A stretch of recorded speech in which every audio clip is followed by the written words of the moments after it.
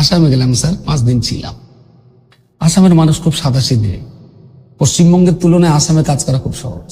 ইমাম কি মেথর, ইমাম সাহেবেরা কি ঝাড়ুদার, ইমাম সাহেবেরা কি মোতাল্লি বা সেক্রেটারির গোলাম। আমাদের ঝাড়ু দিতে হবে, আমাদের টয়লেট পরিষ্কার করতে হবে, ইত্যাদি ইত্যাদি। তো শুনে শুনে যেন আমার কান ঝালাপালা হয়ে গেল। তা আমি সভাপতিকে বললাম, স্যার আমার কি কোনো টাইম আছে? তা বলছে হ্যাঁ। আমি কখন? তাহলে এখন 8 ঘন্টা পর। তাহলে আমাকে একটু বলতে দেন প্লিজ, তারপর ওরা বলবো, আর আমি থাকবো ততক্ষণ। তো একজন ইমাম বলছিলেন যে আমি 40 বছর ধরে ইমামতি করছি, কিন্তু ওরা আমাকে ইমাম তো দূরের কথা, একটা মানুষের মর্যাদা দেয়। এই কথাগুলো আমাকে খুব কষ্ট দিচ্ছিল। আমি দাঁড়িয়ে বললাম, স্যার কিছু মনে করবেন না, 40 বছরের জীবনে আপনার মুসলিম হসপিটালে ভর্তি ছিল, কটা মুসলিমকে দেখতে গেছে? 40 বছরে অনেক দুর্ঘটনা ঘটেছে, অ্যাক্সিডেন্ট হয়েছে, জ্বর সর্দি কাশি, অনেকে হসপিটালে ভর্তি হয়েছে, আপনার গ্রামের মানুষ একদিন দেখতে গেছে? কিচ্ছু বলে। আমি মিনিট 10 কথা বললাম, তারপরে আর কোনো ইমাম কথা বলেনি। আমি বললাম, শুধু নামাজ, খুতবা আর দোয়ার ইমাম হলে হবে না, গোটা গ্রামের ইমাম হতে হবে। এমনকি একটা দিন আসবে যে মানুষ আপনাকে এত বিশ্বাস করবে, চরম বিপর্যয় ভোট, ওরা রাতের অন্ধকারে যিশুর হুজুর এই পরিস্থিতিতে ভোটটা কাকে দেবে, এমন দিনও আসবে। তো এই যেদিন আপনি গোটা মহল্লার মানুষকে শুধু লেকচার দিয়ে দিয়ে কখনো কাজ হবে না। পবিত্র জায়গায় দাঁড়িয়ে দোয়া করে কেঁদে কেঁদে কোনো জিনিস হাসিল করা যাবে না। যদি কান্নাকাটি করেই সব জিনিস হাসিল হয়ে যেত, তাহলে মদিনার মসজিদে নাবাবি থেকে বদর প্রান্তরে রাসূলুল্লাহকে দাঁড়াতে হতো, তাই না? রাসূলুল্লাহ তখন তো মাত্র 9 বছর 10 বছর বয়স। কখনো কখনো কখনো খেতে খেতে হঠাৎ উঠে গেলেন সেই রুটি আর গোস্তের বাটি। চাচিমা জিজ্ঞেস করলেন, কোথায় গিয়েছি? বললেন, এই উত্তর পাড়ায় একজনের বাবা মারা গেছে, ওদের বাড়িতে আজ রান্না বান্না হয়। তো আমি অর্ধেকটা খেয়েছি, বাকি অর্ধেকটা ওদের বাচ্চাদের খাইয়ে এসেছি। 9 বছর বয়স, 10 বছর বয়স। তো এইভাবে না গোটা সমাজকে আগে রাসূলুল্লাহর মুখে হয়ে গেছে। এবং মুহাম্মদ নামে সেদিন আর দ্বিতীয় কোনো ছেলের নাম ছিল না। রাসূলুল্লাহ যে যুগ জামানায় জন্ম নিয়েছেন, ওই যুগে পৃথিবীতে একজনেরই নাম মুহাম্মদ ছিল, সেটা রাসূলুল্লাহ।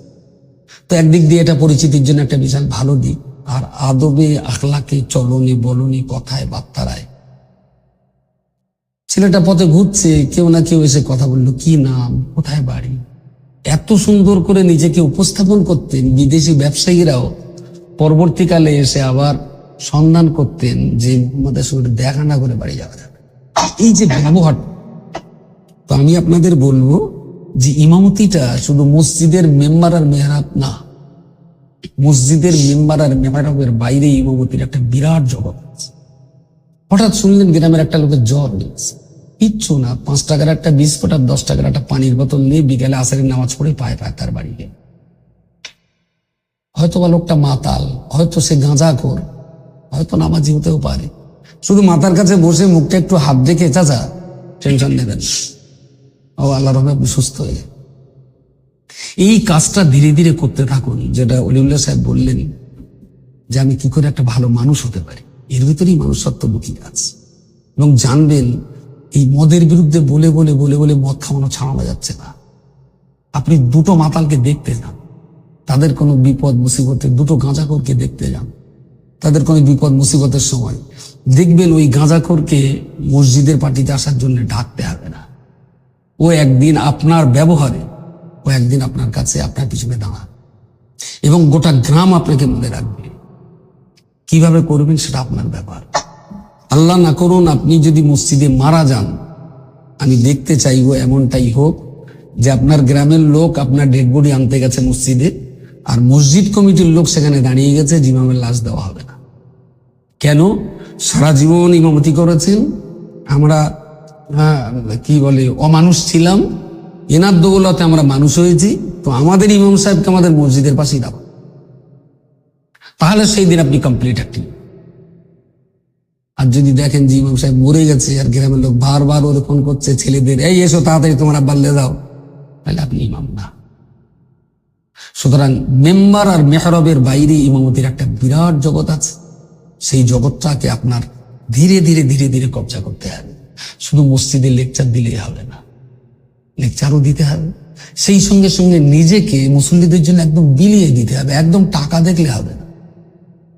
ওরা তো একটা টাকা দেয় কম বেশি, কষ্টের কথা তো স্যার বলেছেন, কোথায় পানির কষ্ট, কোথায় খাওয়ার কষ্ট, কয়েক কোটি মানুষ 3 বেলা 3 সাঁজ খেতে পায় না, সেই তুলনায় তোমরা ভালো আছি। তো যতটুকু সংসার চালাবার পর যে সময়টুকু আমার হাতে থাকে, আমার মুসল্লি, আমার গ্রামের জন্য আমি নিজেকে কোরবানি করে দিতে হবে। ওই যে একটা হাদিসে আছে না, কোরআনের আয়াতে আছে না, যে পশু জবাইয়ের করার পর ওর রক্ত মাটিতে পড়ার আগেই আল্লাহর দরবারে কবুল হয়। কেন না, সেই আত্মার ভিতরে তার যে ইচ্ছাটা ছিল, পশু কবুল হয় না, ওর সেই ভিতরটা কবুল হয় আল্লাহর কাছে। তো আপনি যদি একদম মন থেকে, খুব ভিতর থেকে মনে করেন যে আমি এই গ্রামের ইমামই হব, সুন্দর ছেলে মেয়ে পছন্দ হয়ে গেছে দেখাশোনার পর, লাস্ট অফ অল আপনাকে একবার জিজ্ঞেস হুজুর ছেলেটা এই করে, মেয়েটা দেব, তো আপনার একটা অনুমতি চাচ্ছি, দেখবেন সেদিন মানসিক শান্তি কতটা পাবে।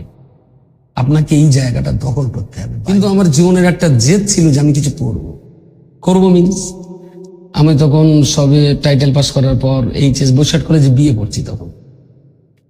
তো মা বললে মাথামাখা স্কুলে, এলএমএস হাই স্কুলে ওরা একটা মাস্টার নেবে, তোর আব্বা বলছিল অ্যারেবিক মাস্টার নেবে, তো সেক্রেটারির সঙ্গে দেখা করতে বলিস তোর আব্বা। সেক্রেটারি ছিল, তার নাম কি একটা নাম ছিল, লালটন এই ধরনের একটা নাম ছিল। উনি মাথাভাঙা এলএমএস হাই স্কুলের সেক্রেটারি, মুসলিম। আব্বাকে বলেছেন ছেলে পড়াশোনা করে চোখে দেন আমাদের স্কুলে আরবিক মাস্টার। তো আমি খেতে বসছি, মা বলছে এই ব্যাপার, তো সেক্রেটারির সঙ্গে দেখা করতে বলে। মা, আমার না চাকরি বাকরি ভালো লাগে না, আমার ওই ধরা বাঁধা চাকরি টেকে ভালো লাগে না। তা বলছি কি করবি, তোর বাপ এই সারা জীবন খেটে খেটে বলছে তুই একটা চাকরি করবি না, আনছি না। তা তুই কি করবি? আমি লোকের চাকরি দেবো। আমার আজও মনে আছে, আমি বলেছিলাম লোকের চাকরি দেবো। তো মা আমার ক্লাস 4 পাস করা একজন মহিলা, আমার ভালো মনে পড়ে, ঈশ্বরী গাছা বিডিও অফিস থেকে গাছ দিচ্ছিল, ওই ছোট ছোট গাছ তখন বিডিও অফিস থেকে দিত। তো আমিও গিয়েছি হেঁটে হেঁটে হেঁটে হেঁটে সেই গাছে নিচে, মাঠের উঠোনে, যে বাড়ির উঠোনে যেখানে গরু বাঁধে ওখানে গাছ বসাচ্ছিলাম। তো মা বললো তোর কোন কাণ্ড জ্ঞান আছে, গরু বাঁধছে আর এখানে তুই গাছ বসাচ্ছিস, গাছ খেয়ে ফেলে দেবে। তা আমি একটু দূরে বসালাম। তো তোর এই গাছ বসানোর যুক্তি দেশ কেনা? আমি বলে এই গাছ বড় হবে, একদিন হজে যাবো। তখন খুব চলো বলবে আমার, কিন্তু কথাগুলো মনে আছে আমার। এতটুকু বয়স পড়ে পড়ি কি 3-তে পড়ি, বলে এই গাছ বেছে হজে। আমি বলে হ্যাঁ, তা তো আল্লাহ তুমি দা। তো বলার উদ্দেশ্য আমার এটা, যে আমি আজকে যে জগৎ আমার তৈরি হয়েছে এর জন্য যে বিরাট পড়াশোনা লেগেছে তা লাগে। আমার চেষ্টা ছিল যে আমি কিছু করব, আল্লাহর রহমত, একটা ভালো পরিবেশ, ভালো জায়গা। তো আপনি যে নিজেকে কখনো দুর্বল ভাববেন না যে আমার দ্বারা হবে না। এইটি কিন্তু একটা মানুষ মরার আগে মরে যায়, যে আমি পারবো না, আমার দ্বারা হবে না। আর এটা তো আমাদেরকে তো নিতে হবে। রাসূলুল্লাহকে বলা হয়, জিবরাইল এসে বলেছেন ইয়ে করা, নবী বলেননি যে আমি পারবো না, বলেছিলেন আমি জানি না। মা আনা বিকারিন, আমি জানি না। পারবো না বললে চেষ্টার দরজা বন্ধ, জানি না বললে চেষ্টা করলে জানতে পারবো, দরজা খোলা থাকে। রাসূল বলেছিলেন আমি জানি না, তিনি বলেননি যে আমি পারবো না। এই পারবো না, হবে না, সম্ভব না, এই কথাগুলো আমাদের ভেতর থেকে একদম শেষ করে ফেলবে। দেখবেন ধীরে ধীরে ধীরে ধীরে জায়গা তৈরি হয়। আসামে গেলাম স্যার, 5 দিন ছিলাম। আসামের মানুষ খুব সাদাসিধে, পশ্চিমবঙ্গের তুলনায় আসামে কাজ করা খুব সহজ, খুব সাদাসিধে, এবং ওরা কথা শোনে, বললে কথা শোনে। প্রায় 60 জন মতো আলেমকে নিয়ে কথা বললাম। আর ওখানে আবার একটু ওই কথা বলার পরে ওদের আবার গোল টেবিল বৈঠক করে দিলাম, 10 জন করে, যে কার কি মন্তব্য। তো তারপরে ওরা আবার মন্তব্য পেশ করলেন, একজন ইমামের ডিউটি কি, কিভাবে বক্তব্যগুলো তৈরি করা যাবে, সব বললাম। 1.5 ঘন্টার সময় দিলাম। আমার খুব ভালো লাগলো যে বাঙালি, আমাদের পশ্চিমবাংলার তুলনায় আসামের মাটি আরো উর্বর, ওখানে খুব সহজে চারা ফোটে। তো এরপরেও আমার খুব ভালো লেগেছে, আবার 3 মাস পরে যাবো। তো আমার মতো একটা অল্প শিক্ষিত লোক, এই সমস্ত মানুষদেরকে নিয়ে আজকে যারা এলেন এখানে, আমি আপনাদের ক্ষতি করার চেষ্টা করিনি, কিন্তু এই 7টা রাজ্যের আমির শরীয়ত তিনি, তার সঙ্গে একটু কাছাকাছি হওয়াটাও সৌভাগ্যের ব্যাপার বলে আমি মনে করি। তো এবং এই যে লম্বা টুপি পরার যে লোকটা, তো লম্বা টুপি তো আমার একটু সহ্য হয় কম, সবাই জানে। কিন্তু আজ গেলাম রসনের মাদ্রাসায়, বাধ্য হয়ে গেলাম এই লোকগুলোর সংস্পর্শ আসার জন্য।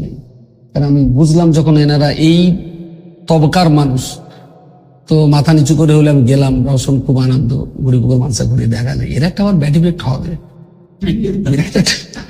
ব্যাড ইফেক্ট হবে, সে আমি জেনে বুঝেই রেখেছি। তো তারপরে গাড়িতে আস্তে আস্তে কথা বললাম, যদি কেউ সময় পান ওনারা 3 দিন থাকবেন, ওই লম্বা টুপি পরা মানুষটার কাছে থাকবেন। তরিকত কাকে বলে, মারেফাত কাকে বলে, এবং কত গভীর পড়াশোনা করেন। আমি যে দেখলাম ওই লম্বা টুপি পরা জেলটা, যে দেখলাম একটা আরবি কেতাব নিয়ে উনি লিখছে। তাই বললাম কি করছেন এখন? তা বললেন এই কেতাব থেকে কিছু মশলা হল করছি। একেবারেই একজন খুব উঁচু দরজার একজন আলেম এবং তাসাউফের অনেক উচ্চ পর্যায়ের একজন ব্যক্তি। তো সেই জন্য আমি বলছি, বাইরের দিকটা দেখি সবসময় সবকিছু চেনা যায় না। তো আলহামদুলিল্লাহ আপনারা যেভাবে নিজেরা এসছেন, আমি তো দেখছি 23 জনের ভিতরে 1 জন 2 জন 3 জন 4 জন অ্যাবসেন্ট করেছেন, তো বাকি তাহলে 19 জন আছেন আজকে। তো খুবই ভালো কথা, আপনারা 19 জনই আমাদের মডেল হন। কাজ করতে গেলে প্রথমে বিরাট জায়গা লাগে না, ছোট্ট একটুখানি জায়গায় একটা চারা বসিয়ে দিলে গাছটা বড় হলে অনেকটা জায়গা ছায়া হয়। আপনারা 19 জন যদি ইমাম জগতের মডেল হতে পারেন, ইনশাআল্লাহ দেখবেন আমাদের আগামী দিনের এই কোর্স করতে মানুষ লাইন দেবে। একদিন এই কোর্স আমরা ফ্রি করাবো না, এখন তো ফ্রি করাচ্ছি, ইনশাআল্লাহ সামনে একদিন এই কোর্স আমাদের ফ্রি করাতে হবে। তার রাস্তা সুগম হবে আপনাদেরকে দেখে। সঙ্গে এটাও মনে রাখতে হবে, আসমানি কেতাব মাত্র 4টি, কিন্তু নবী 2,24,000। তো 4টে বই মানুষকে দেখাবার জন্য এত নবীর দরকার ছিল কি? এত নবী তো প্রয়োজন ছিল না। আসলে ব্যাপার হয়েছে কি, মানুষ পড়ে যে জ্ঞানটা নেয় তার চাইতে অনেকটা জ্ঞান হয় মানুষের সোহবতে। এই যে 2,24,000 নবী, এনারা প্রত্যেকেই ছিলেন ইসলামের এরা জীবন্ত ইসলাম।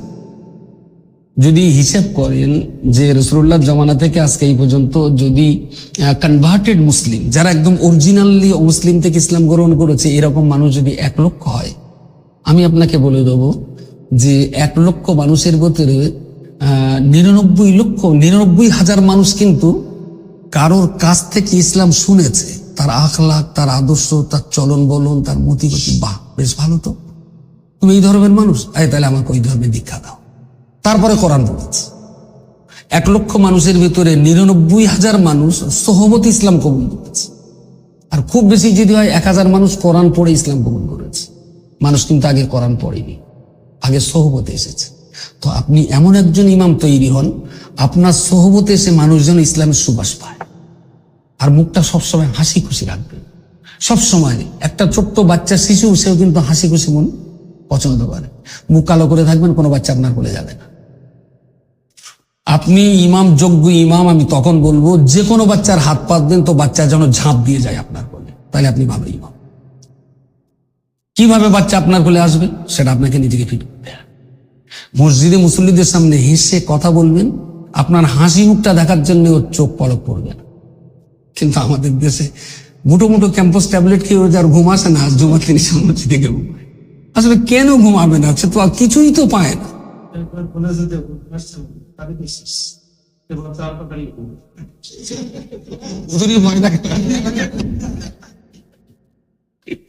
এইভাবে নিজেকে তৈরি করুন।